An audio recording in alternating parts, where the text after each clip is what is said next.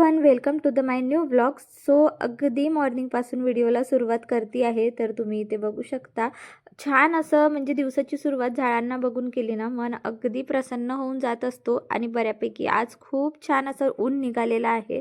आणि अगदी मॉर्निंगला व्हिडिओ सुरुवात करण्याचं कारण असं की आज आहे ना, आम्हाला कुठेतरी बाहेर जायचं होतं. सो कुठे जायचं आहे, काय जायचं आहे हे तुम्हाला मी समोर सांगणारच आहे. त्याआधी म्हटलं चला छोटंसं गार्डन माझं दाखवून देते. बऱ्यापैकी खूप छान म्हणजे झाडांची वाढ झालेली आहे. त्यानंतर मी आली इथे किचनमध्ये. ॲक्च्युली आज आम्हाला खूप लवकर निघायचं होतं, म्हणून मी कालच्याच दिवशी रात्री इथे साबुदाणा भिजवत घातला होता आणि साबुदाण्याची खिचडी सोबतच मी इथे मूग डाळ आणि राईस असते ना, त्याची खिचडी बनवणार आहे. सो इथे बटाटेसुद्धा मी कापून ठेवलेले आहे. म्हटलं चला पटापट जे आहे स्वयंपाकाची तयारी इथे करून घेते. आणि दोन्ही साईडला जे आहे ना, म्हणजे इथे एका साईडला साबुदाण्याची खिचडी आणि दुसऱ्या साईडला मी इथे राईसची खिचडी मांडून घेतलेली आहे. आणि झालं असं, साबुदाण्यामध्ये मी म्हणजे बरेचदा असंच होत आहे की मी शेंगदाणेच घालायला विसरून जात आहे. म्हणून मग मी एक छोटा माझ्याकडे तडका पॅन आहे ना, त्यामध्ये मी शेंगदाणे इथे तळून घेतले आणि वरून इथे ॲड केले. सो घाई खूप आहे, त्यामुळे पटापट इथे स्वयंपाक करत आहे मी. त्यानंतर मुलांची अंघोळी वगैरे झालेली आहे, त्यांनासुद्धा मला रेडी करून द्यायचं आहे. म्हटलं चला आधी हे जेवणाचं आवरून घेते, कारण कुठे जायचं म्हटलं तर इतकी एक्साइटमेंट असते ना की खूप जास्त. आणि आम्हाला म्हणजे 2, 2.5, 3 तासाचा प्रवास आहे, त्यामुळे मी स्वयंपाक सकाळचा स्किप केला आणि बाहेर कुठे नाश्ता करण्यापेक्षा म्हटलं चला घरीच आपण काहीतरी असं हेल्दी खाऊन घेऊया, म्हणजे ज्यामुळे आपलं पोट पण छान भरेल आणि हेल्दी फूडसुद्धा आपण कन्झ्युम करू. तर बघा, खिचडीसोबत नेहमी मी अशी एकदम बारीक छान असं कट करून घेते कांदा आणि त्यामध्ये थोडं तिखट मीठ आणि जिरं घालून वरून असं तेलाचं तडका देते, ज्यामुळे म्हणजे खिचडीसोबत ही चटणी इतकी सुंदर वाटते ना. आणि माझ्या मुलीला खास करून तिला खूप जास्त आवडत असते. सो अंघोळ वगैरे करून घेतलेली आहे आणि आता मस्त असं जेवण.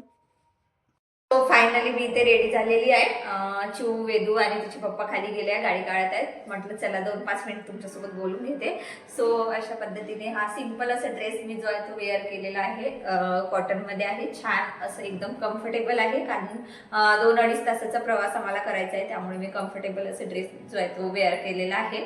त्यानंतर चला आता तुम्हाला सांगते आम्ही कुठे चाललो. तर आम्ही चाललेलो आहोत वडसा. ॲक्च्युली मला तिथे काही कपड्यांची शॉपिंग घ्यायची होती, कारण आमच्या घरी जे आहे ते लग्न आहे माझ्या भाचीचं, तर तिच्याच लग्नाची शॉपिंग जे आहे ते करायला आम्ही चाललेलो आहोत. सो तुम्हालाही सोबत नेते, काय काय घेते, काय काय म्हणजे कसं कसं काय शूट करते हे तुम्हाला समोर दिसेलच. तर चला आता वाजलेले आहे 10, 10:30 जे आहे ते झालेले आहेत. मॅक्स टू मॅक्स 10:30 झालेले आहेत बरोबर. आणि जेवण वगैरे सगळं घरातील कामं आवरून आम्ही जे आहे ते आता निघत आहोत. सो चलो.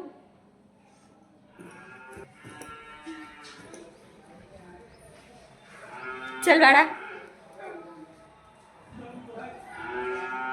खरं सांगू तर बाहेर कुठे 1 दिवसाचं जायचं म्हटलं तरी पण इतके म्हणजे प्रिकॉशन घेऊन जावं लागते की डोर बंद केला की नाही, गॅस बंद आहे की नाही, म्हणजे बायकांना भरपूर सगळ्या गोष्टी पाहूनच घराबाहेर पडता येतं. आणि त्यानंतर आज शॉपिंग म्हटलं की मी खूप जास्त एक्साइटमेंट आहे, कारण शॉपिंग हा माझा खूप आवडता विषय आहे. आणि माझंच नाही, बऱ्यापैकी बायकांचा आवडता विषय असतो शॉपिंग. आणि शॉपिंग म्हटलं तर आपण इतके एक्साइटेड होऊन जातो की काय सांगू तुम्हाला. म्हणजे मला तरी असं वाटत होतं की मी कधी कधी पोहोचेन आणि आम्ही डायरेक्ट म्हणजे जिथे आम्हाला शॉपिंग करायचं आहे ना, डायरेक्ट आम्ही त्या शॉपमध्येच जाणार आहोत. त्यामुळे डोक्यामध्ये असं विचार होतं की काय घ्यायचं आहे, काय नाही घ्यायचं. आणि कुठलं घरचं लग्न म्हटलं तर मग त्याची म्हणजे एक्साइटमेंट जे असते ना, ते अनादर लेवलच असते, ते तुम्ही समजू शकता. आणि खरंच म्हणजे सगळे माझे फॅमिली मेंबर डायरेक्ट शॉपमध्येच येणार आहे, कारण त्यांना म्हणजे माझ्या सासरकडून जे आहे ना, ते शॉप त्यांना खूप जवळ पडते आणि मला खूप लांब पडते. सो ते सगळे लोक इथे आलेले होते.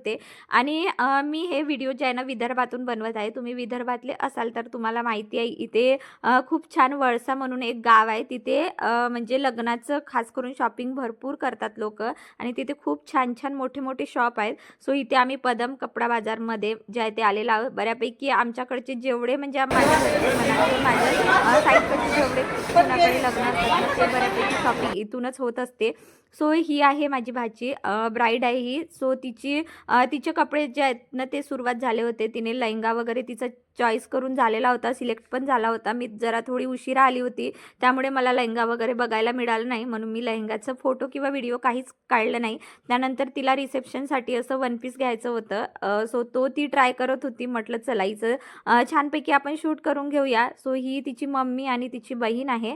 सो तिच्यासोबत त्यांचं पण शूट केलं आणि खूप जास्त काही म्हणजे शॉपमध्ये गर्दी नव्हती, त्यामुळे आम्हाला मनमोकळेपणाने खूप मस्त इथे कपडे बघता आले. आणि जो म्हणजे मुलगा होता ना, दाखवणारा दादा होता ना, तो इतका छान होता. म्हणजे त्याने मला शूटिंग पण अलाउड केली. त्यातल्या त्यात तो म्हणे की तुम्हाला जेवढे म्हणजे ज्या क्वालिटीचे कपडे बघायचे आहेत तेवढे सगळे मी तुम्हाला दाखवतो, आणि अगदी व्यवस्थित दाखवत होता.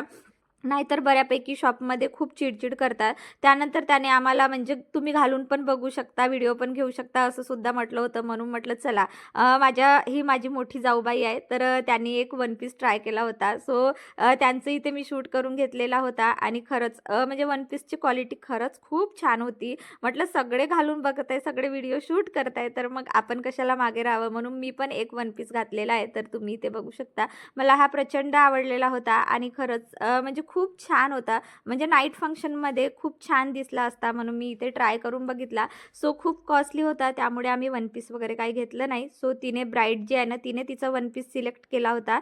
सो त्याचं शूटिंग मी इथे करू शकले नाही. सो तुम्ही आता डायरेक्ट लग्नामध्येच बघाल. त्यानंतर ही माझी मोठी जाऊबाई, म्हटलं चला यांच्यासोबत जेवढे होऊ शकते तेवढे या वन पीसवर मी व्हिडिओ, फोटो जे आहे ना ते काढायचा प्रयत्न करते. म्हटलं चला आपल्याकडे एखादे म्हणजे फोटो वगैरे कुठे टाकायचं असलं, जसं व्हॉट्सअपला, डीपीला, तर मग कामात येते. म्हणून मी इथे मस्त मनमोकळेपणाने व्हिडिओ जे आहे ते काढून घेतलेले आहे. त्यानंतर लग्न म्हटलं तर साड्यांची शॉपिंग भरपूर असते, कारण नातेवाईकांना अहिर करावं लागतं. बऱ्याच म्हणजे साड्या आम्हाला घ्यायच्या होत्या, म्हणून आम्ही तिथून त्या सेक्शनवरून डायरेक्ट इथे साडी सेक्शनमध्ये आलो ना. इथे प्रचंड गर्दी होती.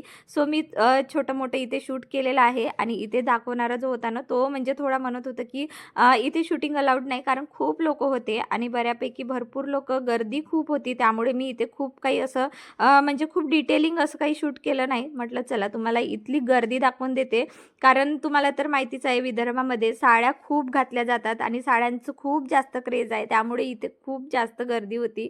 त्यानंतर आम्ही अहिरपट्टीसाठी साड्या बघितल्या, माझ्या नंदेसाठी बघितल्या साड्या, आणि अशा म्हणजे आम्हाला 2-4 साड्या घ्यायच्या म्हणजे सारख्या पॅटर्नच्या घ्यायच्या होत्या, म्हणून आम्ही अशा 2-4 साड्या बघितल्या आणि त्या सिलेक्ट केल्या. माझी पण साडी सिलेक्ट झाली होती, पण मी तो व्हिडिओ काही शूट केला नाही. ते तर तुम्हाला आता लग्नामध्येच बघायला मिळेल. त्यानंतर हे आहेत चिऊचे पप्पा, माझे हसबंड. त्यांच्यासाठी सुद्धा मला इथे ब्लेझर बघायचं होतं. सो त्यांनी 1-2 ब्लेझर ट्राय केले, पण त्यांना तेवढी क्वालिटी आवडली नाही. किंवा त्यांना असं होतं की म्हणजे एवढं खूप कॉस्टली होता तो ब्लेझर, की एवढं महागडा ब्लेझर कशाला घ्यायचं, म्हणून त्यांनी काही तो घेतलाच नाही. त्यानंतर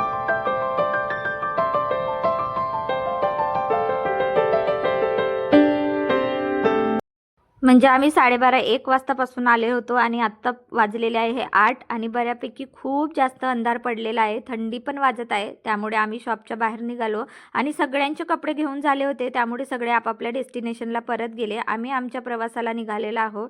सो जाताना म्हटलं इथेच कुठेतरी बाहेर जेवण करून घरी जायचं, कारण तसंही आम्हाला 10-10:30 घरी जाईपर्यंत वाजणार होते. त्यामुळे म्हटलं बाहेरच जेवणाचा प्लॅन केला. सो सगळे मिळून जेवायचं म्हटलं, पण आम्हाला खूप लांब यायचं होतं. त्यामुळे ते बाकीचे जेवढे काही माझ्या सासरकडची मंडळी होती ते सगळे सोबत जेवण करून निघाले होते, पण आम्ही म्हणजे तिथे काही जेवण केलं नाही. आम्ही आमच्या गावावरून 5-10 किलोमीटरवर इथे मनोज ढाबा म्हणून आहे. इथे खूप छान असं सात्विक जेवण मिळते. आम्ही जेवण करायला बसलेलो आहोत. सो इतकी जास्त भूक लागलेली होती ना, की मला व्हिडिओ म्हणजे शूट करायचं विसरूनच गेली. म्हणजे असं होत होतं की सगळे जे काही पापड वगैरे आले ते खाल्ल्यानंतर आठवत होतं की अरे मी व्हिडिओ घेतलं नाही. आणि जेवणाचं पण तसंच झालं. जेवण मी स्टार्ट करून घेतलं होतं, त्यानंतर लक्षात आलं की मला व्हिडिओ काढायचा होता. सो चला आता इथे मस्तपैकी आम्ही व्हिडिओ वगैरे काढून घेतलेले आहे. 10:30-11 आम्हाला घरी जाईपर्यंत होणार होते.